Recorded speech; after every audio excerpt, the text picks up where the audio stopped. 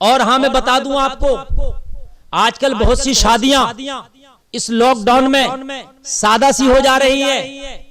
ये बहुत अच्छी बात है, लोग इसे भी ताने दे रहे हैं। लोग कह रहे हैं कि लो साहब, इसने लॉकडाउन का फायदा उठा करके किसी को खाना नहीं खिलाया, इसने एक जो है शादी कर ली है, शादी ठीक नहीं है। तेरे खाना खिलाने से शादी ठीक नहीं होगी। शादी मेहर अदा करके इजाब कबूल का नाम है निकाह, तुझे खाना खिलाने का नाम निकाह नहीं है। बहुत से लोग ताना देते हैं, ये तो बहुत बखील है, बहुत कंजूस है, इसने किसी को खाना नहीं खिलाया और इसने शादी कर दी। अगर शादी का वक्त तेरा लॉकडाउन में है और अगर तू कर सकता है तो इसी में शादी कर दे। अगर सही पूछे, चाहे तुमने डंडे के डर से, पिटाई के खौफ से, प्रशासन के खौफ से किया हो, लेकिन किसी हद तक अब सुन्नत रसूल पर अमल किया गया है। हमने निकाह सादा होते देखे हैं, हमने सादगी के साथ शादियां होती देखी है। हमने तो यहां तक देखा कि मोटरसाइकिल पर दूल्हा जा रहा, अब तक तो दूल्हा जाता था कार सज रही है मियां, सुबह से कार जाएगी, कहां गई तुम्हारी कार है? अब जा रहे हो मोटरसाइकिल पे, एक चला कर ले जा रहा है और एक दूल्हा पीछे बैठा है, बस उसको भी रोक लिया, कहां जा रहे हो? साहब शादी करने के लिए जा रहे हैं। कितने लोग? साहब 2 ही लोग, एक चला रहा है, एक पीछे दूल्हा बैठा।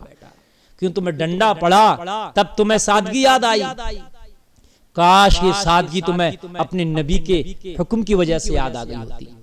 काश तुम्हें नबी के फरमान की वजह से भी सादगी याद आ गई होती। काश मेरे नबी के हुक्म की कोई तुम्हें अहमियत हो गई होती। काश तुमने शादियों को पहले हल्का कर लिया होता। अब लॉकडाउन की वजह से सादगी आई, 4, 5, 10, 20 लोग आए, निकाह किया, लड़की को ले गए। सुन्नत तरीका यही है, सादगी के साथ निकाह करो।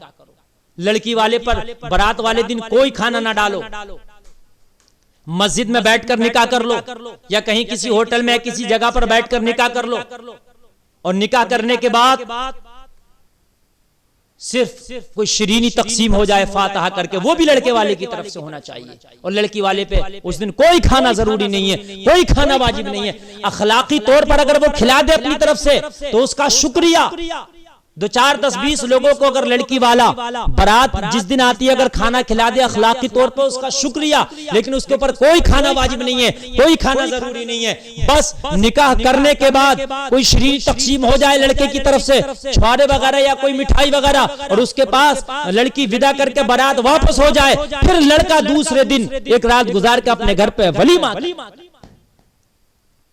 लेकिन लोग ताने देते हैं लॉकडाउन में शादी नहीं हो सकती। कितने लोगों को मजबूर कर दिया कि तू शादी नहीं करेगा। अगर कर सकते हो शादी, तुम्हारे मामलात बन रहे हैं, तो आप इसी लॉकडाउन में शादी कर दो।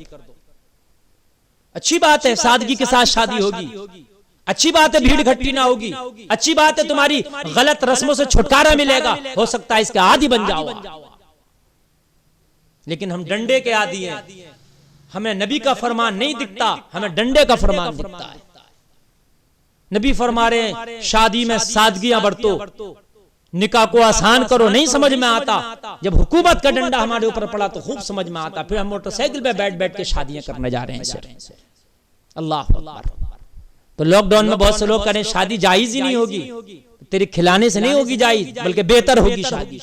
शादी करें खामोशी के साथ, सादगी के साथ, कम भीड़ भाड़ के साथ। ये लंबे लंबे खाने बंद करें, इसी तरह से निकाह हमेशा करें।